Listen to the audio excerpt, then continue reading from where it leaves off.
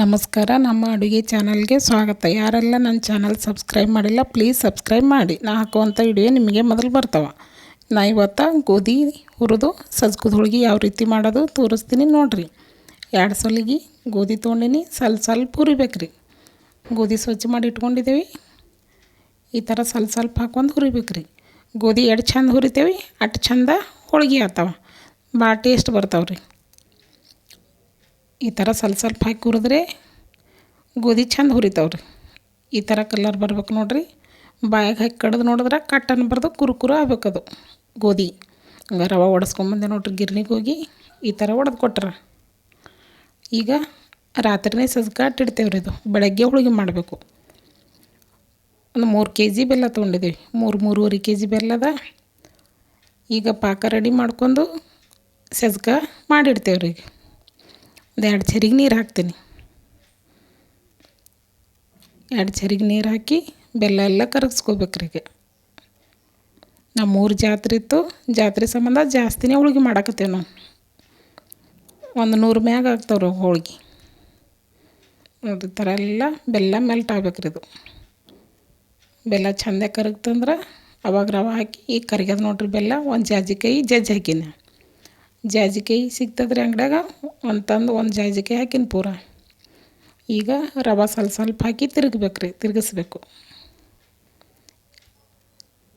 ಸ್ವಲ್ಪ ಹಾಕಿ ತಿರುಗಿಸ್ಕೊತಿದ್ದೇವಂದ್ರೆ ಎಲ್ಲ ಮಿಕ್ಸ್ ಆಗ್ತದ್ರಿ. ಅದು ಎಲ್ಲ ಒಮ್ಮೆ ಹಾಕಿ ತಿರುಗಿಸಿದ್ರೆ ಚಂದ ಆಗಲ್ರಿ, ತಿರ್ಗಿಸೋಕೆ ಬರಲ್ಲ. ಸಜ್ಕ ಚಂದ ಬರಲ್ರಿ, ಗಂಟೆ ಆಗ್ತದೆ. ಈ ಥರ ಸ್ವಲ್ಪ ಹಾಕಬೇಕು. ಮೇನ್ ಸಜ್ಕ ಹೆಂಗೆ ಇಡ್ತೇವೆ ನೋಡಿರಿ, ಹೋಳ್ಗೆ ಹಂಗೆ ಆಗ್ತಾವೆ ನೋಡಿರಿ. ಇನ್ನೂ ಸ್ವಲ್ಪ ಹಿಡಿಸ್ತದ್ರವ, ಭಾಳ ಗಟ್ಟಿನೂ ಮಾಡಬಾರ್ದು ರೀ.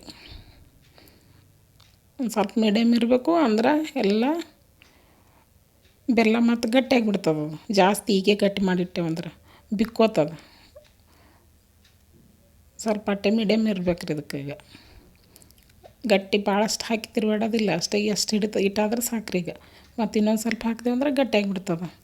ಈಗೆಲ್ಲ ಬಿಕ್ಕೋತದ್ರಿ. ಅದು ಇಷ್ಟಿದ್ದದ್ದು ಬೆಳಗ್ಗೆ ತನಕ ಇನ್ನೂ ಗಟ್ಟಿಯಾಗಿಬಿಡ್ತದೆ. ಎಷ್ಟಾದರೂ ಸಾಕ್ರಿ. ಈಗ ಎಲ್ಲ ಚೆಂದಾಗಿ ಮಿಕ್ಸ್ ಮಾಡ್ತೀನಿ ರೀ. ನೋಡಿರಿ, ಈಗೆಲ್ಲ ಮಿಕ್ಸ್ ಮಾಡೀನಿ.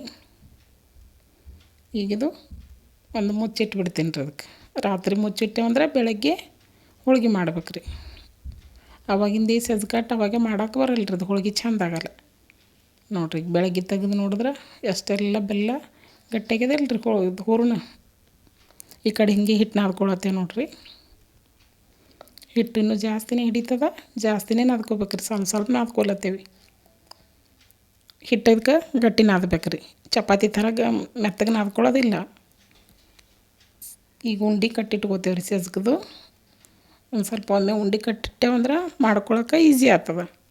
ಫಾಸ್ಟ್ ಅಲ್ಲತ್ತೇಳಿ ಸ್ವಲ್ಪ ಉಂಡೆ ಕಟ್ಟಿಟ್ಕೋತೇವೆ ಒಂದು ದಿವ್ಸ.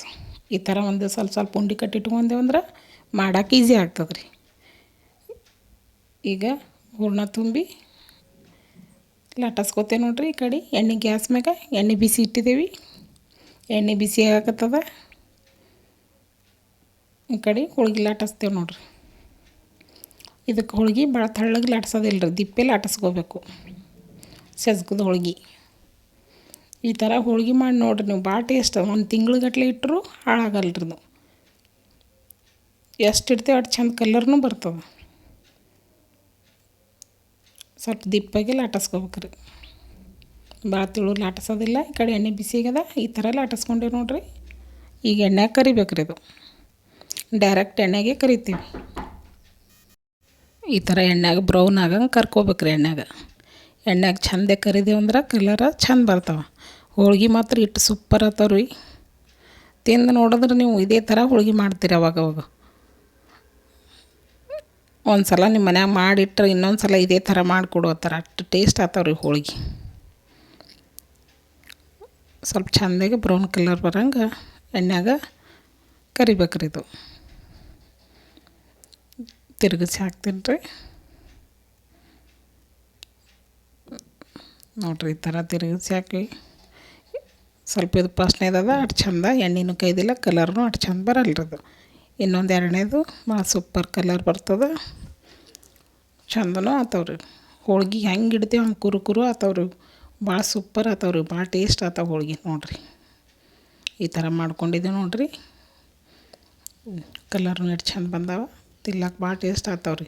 ನಿಮ್ಗೆ ಇಷ್ಟ ಆದ್ರೆ ಲೈಕ್ ಮಾಡಿರಿ, ಕಮೆಂಟ್ ಮಾಡಿರಿ, ಸಬ್ಸ್ಕ್ರೈಬ್ ಆಗಿರಿ. ಧನ್ಯವಾದಗಳು.